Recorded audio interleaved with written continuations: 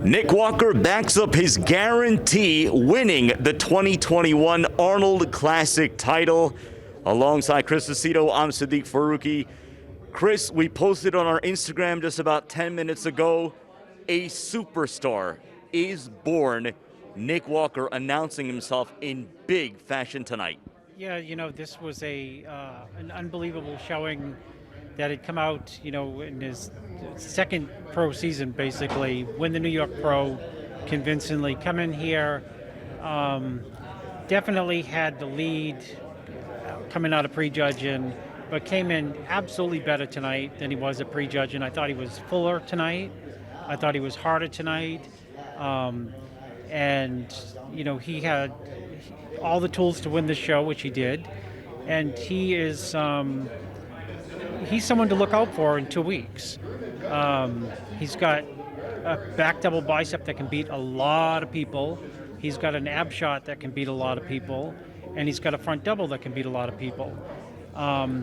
If you want to nitpick his other poses, aren't as spectacular as those three. But when you have three spectacular poses and you come in the show in great condition, this is an Arnold Classic champion who can step it up in 2 weeks and just...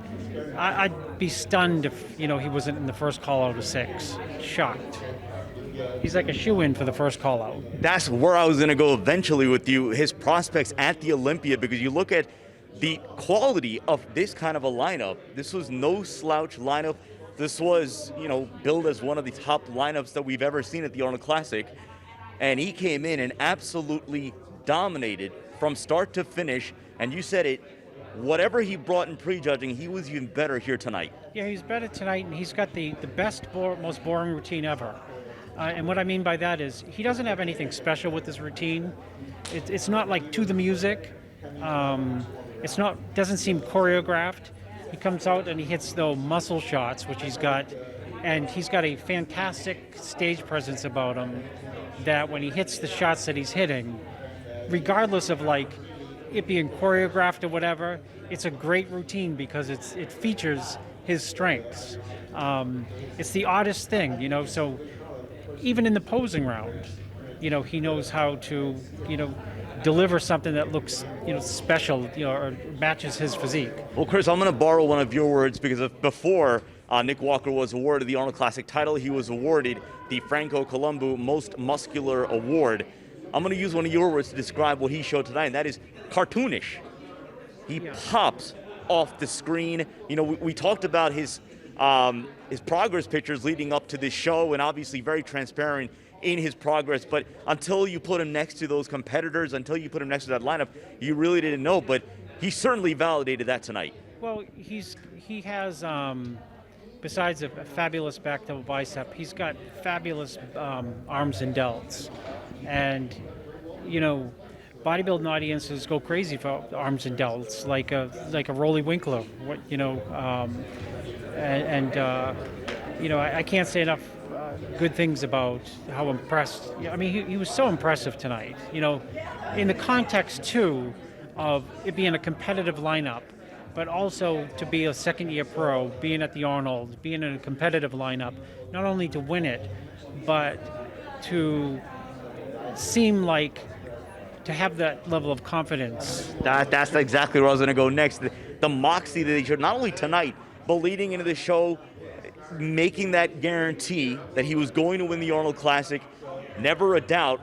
And then you saw it up on that stage, getting the crowd into it, owning the moment. That's something we talked about last year at the Olympia with Big Ramy. He certainly owned the moment tonight. He knew where he was present. He knew exactly what was happening tonight, and he certainly delivered in that regard. Yeah, no, he did, and he's walking away as first time running into the Arnold Classic already. Pretty good title to have. You look at the other side of the coin coming into tonight. The other question was whether or not Steve Kuclo would come in, win, and earn himself a spot at the Olympia. A bit of a surprise towards the end. Slipping down to third, Ian Valliere jumping up to that number 2 spot. An impressive night show for the Canadian. Yeah, I think that was probably the walk away, the surprise of the day, the evening, is that Ian was able to leapfrog Kuklo going in, and land in second place, simply because Kuklo and Nick Walker were the last call out and prejudge, and so it's obvious to not only the judges but the fans. Okay, that is their choice for the top two, and Kuklo is a bigger guy than I think Ian, and he's a bigger guy, not as freaky as Nick, but that carried him a lot through prejudging, and he compared remarkably well in a lot of shots with Nick in prejudging. So the idea that he slid down, because I thought he looked just as good tonight, if not a touch fuller and a touch harder than he was in prejudging. The other argument that could be made, and I know Dave Palumbo mentioned this in his prejudging wrap-up, was the showing by Justin Rodriguez, and saying that Justin Rodriguez could have been someone to sneak up and maybe grab that number 3 spot, and in an ideal setting, maybe even grab that number 2 spot. Really impressive showing here by the New York native. Yeah, great back double bicep, really good conditioning. The thing with Justin is he doesn't have anything overwhelming, but nothing lacking. So in a lineup that's competitive, you're generally going to give him a strong look. He's big enough to be compared to the big guys. He's conditioned enough to be compared with the guys with the best condition, and he's balanced enough.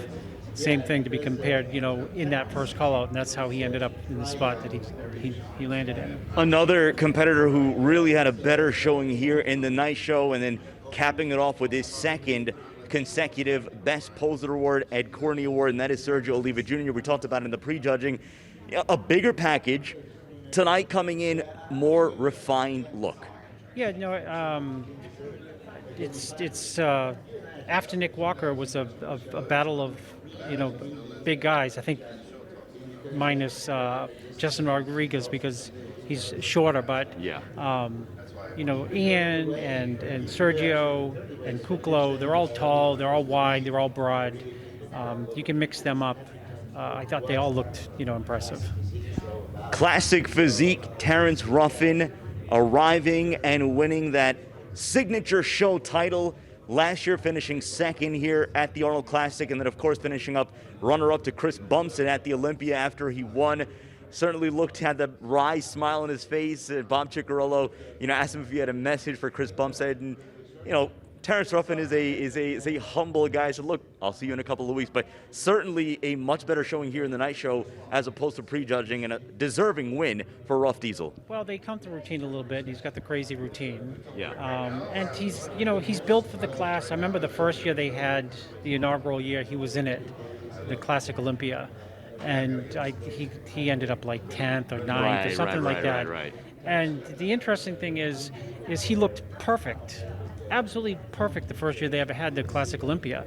And people just said he was small. And maybe he's added like 10 or 15 pounds on that small frame since then, which has only enhanced that perfect flow and shape. I mean, he's really impressive with what makes him unique, and the winner here tonight is he has tie-ins that are hard to beat unless you're a lot bigger than him, like a Bumstead. He has the glutes and hams. Yeah. He has the lats that are low from behind. He has tremendous separation in certain body parts and detail. He is a superstar. He won here, and he was, right there at the Olympia, knocking on the door last year. And I'm sure he'll, be battling in a couple weeks. And I think someone with his type of physique, he can even tighten up a little bit more and look that much bigger in 2 weeks. So I expect it, an improvement within 2 weeks. Jennifer Dorie winning the bikini class, certainly arriving in the elite class of bikini competitors.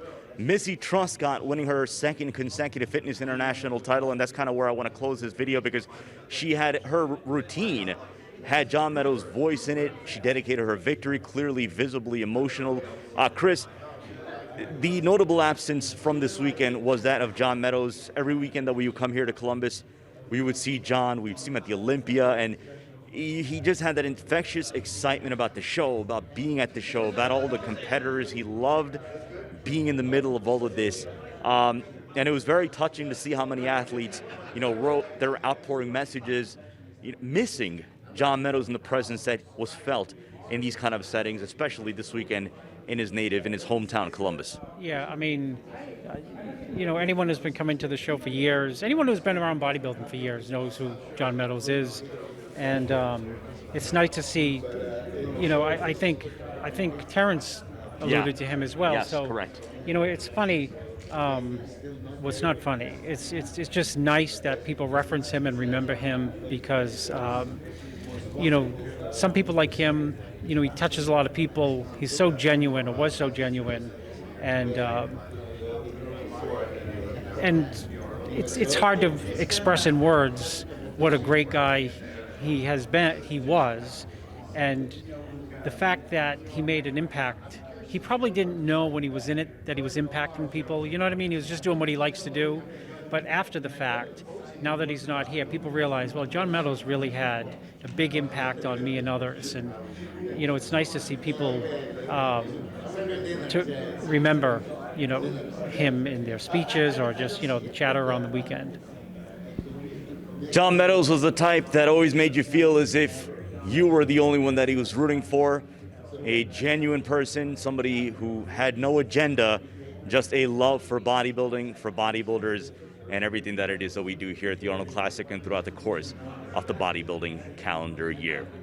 Well, that's going to do it for us from Columbus, Ohio, the 2021 Arnold Classic. Nick Walker, the big story coming out of this Arnold Classic weekend is certainly a lot of reasons for excitement in 2 weeks with the Olympia weekend coming up. For Chris Aceto and our cameraman, who's done a great job for us all weekend long, Alone Powers, a big help in helping us bring you all the coverage that we have brought you this weekend. For Dave Palumbo, our entire team, I'm Siddique Farooqi. Keep it locked to RXMuscle.com.